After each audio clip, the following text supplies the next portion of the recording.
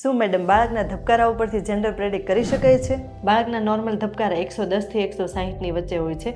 બાળકના ધબકારા અને બેબીના જેન્ડરને કોઈ પણ પ્રકારનું લેવા દેવા નથી. મેડમ પ્રેગ્નન્સીમાં નાળિયેર પાણી પી શકાય છે? નાળિયેર પાણી એક પ્રકારનું ઇલેક્ટ્રોલાઇટ અને એનર્જેટિક ડ્રિંક છે. દરેક પ્રેગ્નન્ટ લેડીએ દિવસનું એક નાળિયેર પીવું જોઈએ. મેડમ મધરના સ્કિનના કલર ઉપરથી આપણે બાળકનું જેન્ડર પ્રેડિક્ટ કરી શકીએ છીએ? પ્રેગ્નન્સીમાં અમુક હોર્મોનલ ચેન્જીસને લીધે માતાની સ્કિન ડાર્ક થતી જોવા મળતી હોય છે, પણ માતાની સ્કિનનો કલર અને બાળકના જેન્ડરને કોઈ લેવા દેવા નથી. શું મેડમ કેસર ખાવાથી બાળક ગોરું આવે છે? બાળક ગોરું આવશે કે શ્યામ આવશે તે કેસર કે કોઈ પણ ખાવા પીવાની ચીજ વસ્તુ પર આધાર નથી રાખતો, પણ માતા પિતાના રંગસૂત્ર ઉપર આધાર રાખે છે. મેડમ બેબીના બમ્પ ઉપરથી જેન્ડર પ્રેડિક્ટ કરી શકીએ છીએ આપણે? જે સ્ત્રીઓની હાઇટ ઓછી હોય તેનો બેબી બમ્પ વધારે દેખાય છે, અને જે સ્ત્રીઓની હાઇટ ઊંચી હોય તેનો બેબી બમ્પ ઓછો દેખાય છે. તો બેબીના બમ્પ અને બાળકના જેન્ડરને કોઈ લેવા દેવા નથી. શું પ્રેગ્નન્સી દરમિયાન વાળ ના ધોવા જોઈએ? પ્રેગ્નન્સી દરમિયાન જો વાળ ના ધોવામાં આવે તો સ્કાલ્પમાં ઇન્ફેક્શન લાગે છે અને ખંજવાળ આવે છે. તો પ્રેગ્નન્સી દરમિયાન વાળ ધોવા જોઈએ. મારા દાદીમાં તો એવું કહેતા હતા કે ઘી પીવાથી નોર્મલ ડિલિવરી થાય છે. તો શું આ સાચું છે?